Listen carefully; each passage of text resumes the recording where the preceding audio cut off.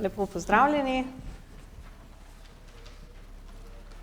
Predstavila vam bom nekaj del naših agrometeoroloških raziskav, ki v bistvu v celoti stremijo k temu,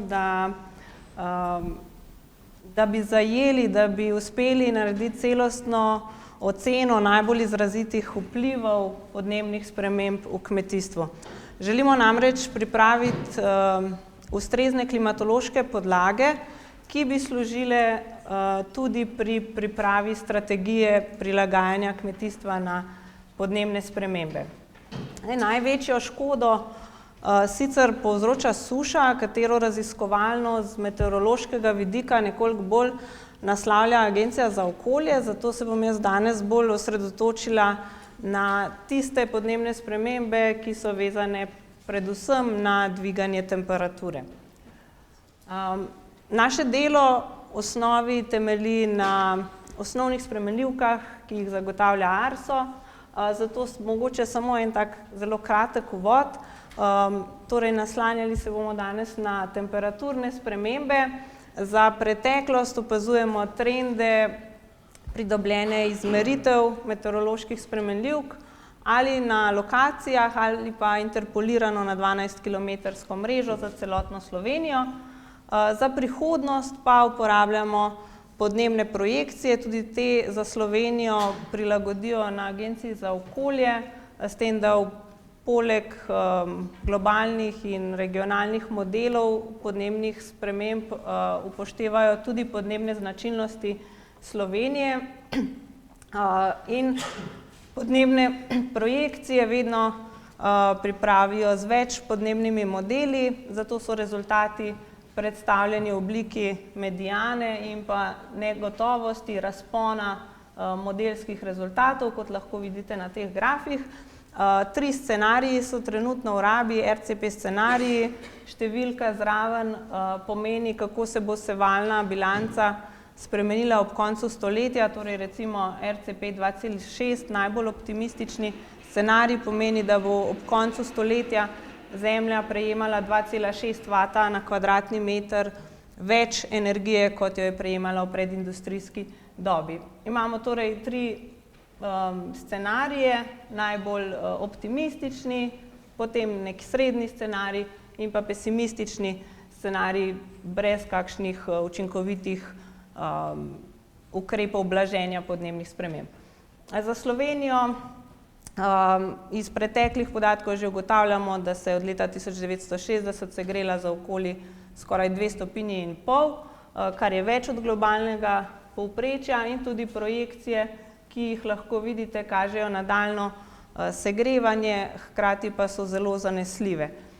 Pri padavinah je nekoliko drugače, namreč dosedanji trend ni statistično značilen, prav tako pa so projekcije precej manj zanesljive kot za temperaturo. Ampak danes nadaljujemo o našem delu glede temperaturnih sprememb in njihovih vplivov v kmetijstvu. Zdaj, mi iz teh osnovnih spremenljivk nadaljujemo delo z izpeljanimi spremenljivkami ali tudi rečemo jim agroklimatski, bioklimatski kazalniki. To so različne spremenljivke, ki v bistvu temeljijo na osnovnih spremenljivkah. Lahko so čisto osnovne, kot je recimo prikazana povprečna temperatura za najtoplejšo četrtino leta. Imamo primerjavo za 20-letni obdobji 1981-90, 2001-2010, kjer že takole grafično lahko vidite, kako se je temperatura v teh 2 desetletjih poleti spremenila. Skoraj za 2 stopinji višje temperature lahko iz legende razberete.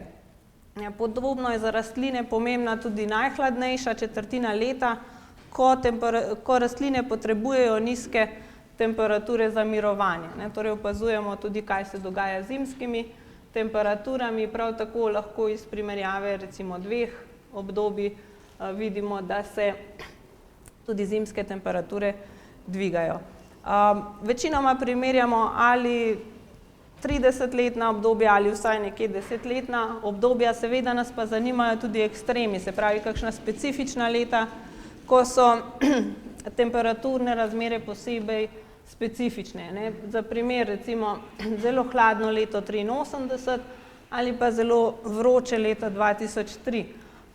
Prikazan kazalnik, tukaj je število dni z najvišjo dnevno temperaturo nad 32 stopinj, torej dnevi, ko ima veliko rastlin že doživlja vročinski stres. Recimo v letu 1983 je bilo takih dni zelo malo, medtem ko v letu 2003 pa lahko vidimo predvsem zelo izrazito na Goriškem, pa tudi jugovzhodna Slovenija, pa je bilo takšnih dni recimo skoraj za 2 meseca, kar pa je povzročilo izrazit vročinski stres tudi rastlinam. Potem pa poleg tega, da uporabljamo torej neka povprečne temperature v določenih delih leta, uporabljamo tudi temperaturne pragove, temperaturne vsote nad različnimi pragovi. Tole je recimo biološka temperatura, kjer seštevamo temperaturne anomalije v tistih dneh, ko je temperatura med 10 in 30 stopinj Celzija, se pravi nekje v tistih idealnih temperaturnih razmerah za rastline. In potem lahko za določene rastline ta kazalnik uporabimo kot primer udobnih razmer za rast. Tukaj vidimo, da se takšni stopinjski dnevi tudi povečujejo, torej to pa morda kaže na pozitivno stran daljšanja rastne dobe oziroma daljšanja nekih ugodnih temperaturnih razmer. Za vsako lokacijo lahko pogledamo tudi časovno vrsto, seveda recimo za primerjalno obdobje, kako se nek indeks spreminja. Tukaj sta recimo 2 primera za vinogradništvo, Haglinov indeks. Ne bom ga zdaj natančno razlagala, glede na to, da smo zelo omejeni s časom, ampak nekako za primer, če se tale indeks giblje med 1600 in 1700, kot recimo nekje tukaj v prvi polovici tega obdobja, so razmere, tako nauč, primerne za sivi pinot, če pa se giblje tam nekje med 1900 in 2000, pa bolj za merlot pa cabernet sauvignon. Se pravi, recimo s temi kazalniki nekako tudi poskušamo določiti, kako se spreminjajo razmere, kjer lahko gojimo nekatere rastline. Tudi indeks hladnih noči je pomemben za vinogradništvo. Tukaj opazujemo septembrske minimalne temperature, ko grozdje zori. Zanimivo morda tukaj v temle primerjalnem obdobju 1981-2010 je, da tukaj pa ne vidimo nekega naraščanja teh minimalnih temperatur, torej očitno v septembru pa smo kljub temu še ohranili nekaj takih nižjih temperatur.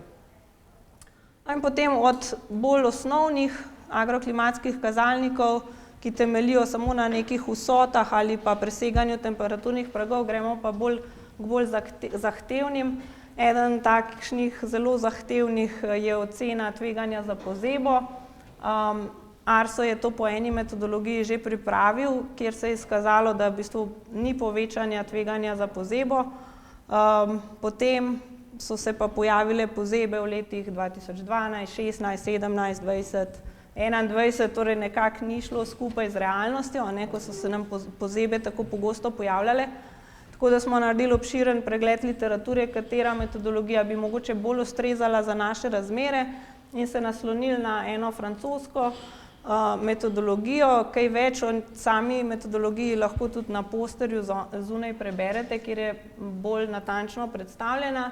Gre pa za to, da potrebujemo tudi fenološke podatke. Na srečo imamo v Sloveniji kar dobro bazo tudi teh podatkov o nastopu fenoloških faz rastlin. In na teh podatkih umerimo fenološki model, ki ga potem lahko uporabimo tudi v tistih obdobjih, ko nimamo fenoloških podatkov oziroma za podnebne projekcije. In na takšen način potem iz verjetnosti za nastanek ohladitve in verjetnosti za fazo cvetenja določimo, kakšno je tveganje. Tukaj vidimo primerjavo za obdobje 1981-2000, to je tale spodnja, pa 2001-2020, ko vidite, da je bilo tveganje za pozebo res veliko večje. In zato smo pripravili tudi projekcije za prihodnost, spet s podnebnimi scenariji. Tole je srednji scenarij RCP 4,5, tole je pesimistični. Gledamo na 2 lokacijah, Portorož, Rižana, in za 3 prihodna obdobja, 2011-2040 je že v teku, potem pa 2021 4170 in 712100, kjer je prikazana spet mediana podnebnih modelov in razpon rezultatov. Tako da nekako ocenjeno je do 10-krat večje tveganje za omiljeno sredozemsko podnebje, pa tudi do 60-krat večje tveganje v celinskem podnebju, seveda pa z nekim razponom negotovosti. Poleg tega, zdaj bo sicer en manjši preskok, ampak poleg tega, da opazujemo, kako temperature vplivajo na razmere za rast rastlin, smo pa ugotovili, da včasih malo pozabimo na ljudi. Tudi kmetje so zelo izpostavljeni vročini, njihovo delo v večini poteka zunaj in dvigovanje temperature lahko povzroča zelo visoke vročinske obremenitve na njihovem delovnem mestu. Tole je izmerjena temperatura 36 v sosednji Avstriji, lansko poletje, kar samo po sebi ni kakšen presežek, ampak ta temperatura je bila izmerjena ob polnoči. Tako da zaradi karavanškega fena je bil to res izjemen dogodek, ki se očitno pač že pojavlja tudi pri nas. Za to, da se naše telo spočije, potrebuje temperature pod 20 stopinj. Mi noči, ko se temperatura dvigne nad 20, že imenujemo tropske noči. Tukaj je bila pa dosežena temperatura 36. Zato opazujemo tudi kazalnike toplotnega ugodja za ljudi, kot sta recimo UTCI, potem bomo videli v nadaljevanju tudi še enega VBGT. Ne bomo šli v detajle, so pa to kazalniki, ki poleg temperature upoštevajo predvsem tudi vlažnost, ki zelo vpliva na to, kako obremenilna je vročina. In tukaj vidimo recimo za nekaj lokacij po Sloveniji v poletnih mesecih, posamezne mesece imate navedene, povprečje za obdobje 2000-2021, kakšna je bila obremenitev z vročinskim stresom. In tukaj, kjer vidite svetlo rumene stolpce ali vrstice, je to že zmeren vročinski stres, teli oranžni že predstavljajo zelo visoko vročinsko obremenitev za človeka in rdeči pa izjemno obremenitev. In predvsem Goriška, pa tudi naš jugovzhodni del Slovenije ima takšnih dni v poletju kar več kot 40%, kar seveda za vse tiste delavce, ki so vročinskemu stresu zunaj izpostavljeni, pomeni veliko obremenitev. Mi smo naredili tudi eno anketo med 230 kmeti, kjer se je pokazalo, da res tudi oni v času vročinskih valov imajo težave. Tale modri stolpec prikazuje tisto število sodelujočih, katerim je temperatura ustrezala. Vidite, da jih je zelo malo, sploh pri delu na polju. Najbolj so izpostavili žetev in spravilo krme, da je najbolj obremenjujoča. Ampak kar je morda bolj zaskrbljujoče je, da se nekje v več kot 50% že pojavljajo glavoboli in izčrpanost, potem pa tudi resnejši simptomi vročinske obremenitve. Samo 15% ljudi je reklo, da nekako nič od naštetega še niso doživeli, eden je pa celo navedel vročinsko kap. Zato smo mi pripravili tudi projekcije kazalnikov toplotnega obdobja do konca stoletja. Tukaj je primer za 6 lokacij po Sloveniji. Spodaj so torej 3 različni scenariji, optimistični, srednji in pesimistični. Gledamo pa 4 spremenljivke, to je povprečna poletna temperatura, kako se dviga glede na obdobje 1981-2010. Tole je število vročih dni, spet odstopanje. Vroči dnevi so tisti, ko najvišja temperatura preseže 30 stopinj. Tole je sprememba kazalnika VBGT, ampak morda lažje si predstavljamo tole. To je število dni, ko ta kazalnik preseže 27, kar pomeni, da gre že za veliko obremenitev z vročinskim stresom. In spet vidimo recimo primer Bilje, kako se število takšnih dni tudi v projekcijah za konec stoletja zelo izrazito povečuje, vsaj recimo za nekih 5 dni, v skrajnem primeru pa tudi recimo za 1 mesec ali več. Zdaj, nekako, da počasi vse skupaj zaključim. Kot vidite, ima temperatura oziroma temperaturne spremembe kar veliko obrazov, tudi kot vplivi na kmetijstvo, ampak morda namesto takih čisto konkretnih zaključkov nakažem samo smer naših nadaljnjih raziskav. Trenutno se ukvarjamo tudi s tem, kako določiti verjetnost za pojav določenih škodljivcev v Sloveniji, se pravi tistih, ki se tu še ne pojavljajo, pa nas skrbijo. Recimo tale ameriška koruzna sovka, predvsem tam, kjer so večje pike, kjer imamo veliko koruze, tam nas skrbi. In ugotovimo, katere so najbolj vplivne izpeljane spremenljivke tam, kjer se škodljivec že pojavlja, potem pa to prenesemo na naše razmere. In v takšnem smislu želimo v bistvu pripraviti tudi za vse poljščine, sadne vrste in podobno, torej tiste najbolj vplivne agroklimatske kazalnike, ki potem določajo pridelek, želimo v bistvu opredeliti za prihodnost. Hvala za vašo pozornost.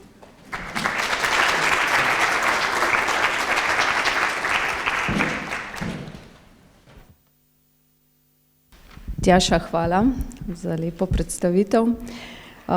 Zaenkrat imamo 4 vprašanja, tako da bomo probali vsaj s tremi in kratkimi odgovori. Torej, prvo vprašanje, kaj porečete na scenarij, ki je tudi znanstveno podprt, če zalivski tok, ki blaži podnebje Evrope, dejansko kolapsira in se podnebje Evrope bistveno ohladi? Ja, mislim, da ne bo šlo tukaj s tem kratkim odgovorom, ker gre pač kar za zapleteno stvar. Zdaj sicer so te teorije, da se lahko zgodi tudi to, imamo pač tudi oscilacije, ki pomembno vplivajo na vreme v Evropi, ampak kljub vsemu zaenkrat sledimo tem IPCC scenarijem, tudi ki so bili te RCP scenariji so še iz prejšnjega poročila, zdaj se pripravljajo po novem poročilu, tako da pač zaenkrat se vsi podnebni modeli v bistvu upoštevajo vse te možnosti, ampak prav ohladitve pa zaenkrat še ne. Hvala. Naslednje vprašanje, ali modelirate tudi vplive oziroma temperaturnih sprememb na rejo živali, predvsem prostorejo? Zaenkrat, da bi se ukvarjali prav z nekimi kazalniki, ki bi bili vezani na živinorejo, konkretno ne, se pravi pač lahko sicer pomagamo s tistimi, ki bi bili od teh uporabni, smo pa vsekakor zainteresirani tudi za kakšne sodelovanje oziroma mi vedno v bistvu potrebujemo nek input z kmetijstva, katere so tiste spremenljivke, ki nas zanimajo, se pravi, kaj bi še lahko pogledali, tako da smo odprti za sodelovanje. In še zadnje vprašanje od Roka Miheliča, kako se klimatske spremembe v zadnjih 30 letih izražajo v povprečnih pridelkih poljščin in travinja v Sloveniji? Ja, to pa je verjetno bolj vprašanje za koga drugega. Mi poskušamo to ujeti z meteorološkimi spremenljivkami, vsekakor pa je zdaj naš načrt, da ravno iz teh podatkov, ki so v Sloveniji o pridelku, da jih skušamo za posamezne poljščine torej povezati s kazalniki. Se pravi, da poiščemo, katere so tiste spremenljivke, če damo recimo noter 50 različnih spremenljivk, katere se bodo pokazale kot najbolj vplivne na pridelek. Hvala lepa, Tjaša.